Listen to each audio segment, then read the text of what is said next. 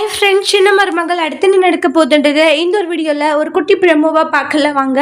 இங்கே தமிழ் செல்வி ஃபீல் பண்ணி அழுதுட்டு இருக்காங்க. என்ன ஆச்சு தமிழ் அப்படின்னு சொல்லி வீட்டில் இருக்கவங்க கேட்கவும் நடந்த எல்லா விஷயத்தையும் சொல்கிறாங்க. இப்போ குழந்தைங்களுக்கு ஒன்றும் இல்லை தானேன்றாங்க. கொஞ்சம் இதாக இருந்திருந்தா என் குழந்தைங்கள நான் பார்த்துருக்கவே முடியாதுன்றாங்க.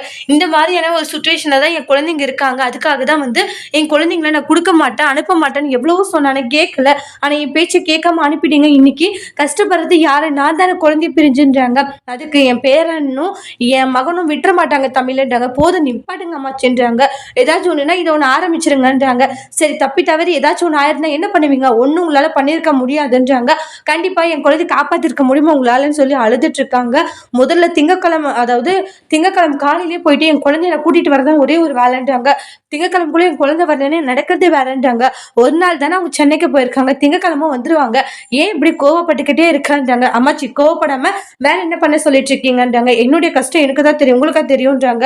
சே, இவங்களெல்லாம் நம்படா, இப்படிதான் நடக்கும் அப்படின்னு சொல்லி கத்திட்டு போயிடுறாங்க. உடனே அம்மா தமிழ் பேசுனது எதுவும் பெருசா எடுத்துக்காதீங்க, விட்ரி, அவ என்ன புதுசாவா பேசுறா, என் பேத்தி எப்பயும் அப்படிதான் பேசுவா, அவ டமாஸ் பேசுறான்னு நான் எடுத்துக்கிறேன்றாங்க.